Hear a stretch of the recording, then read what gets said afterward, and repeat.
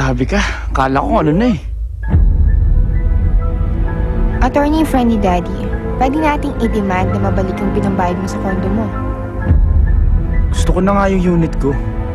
Maingay nga lang talaga minsan.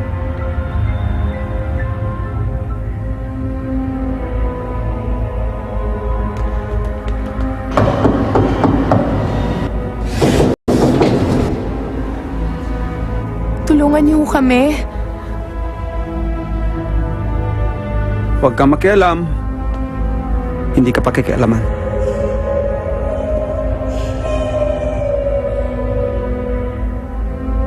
Isipin mo na lang wala kang naririnig.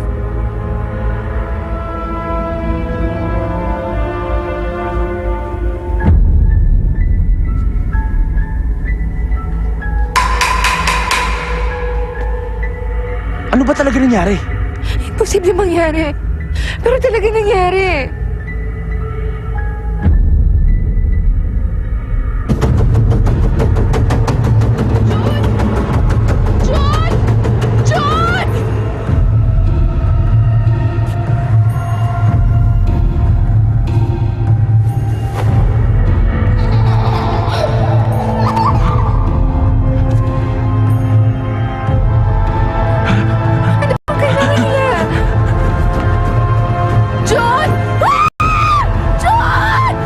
Kailangan nila na tulong. Huwag ka dyan, delikado dyan!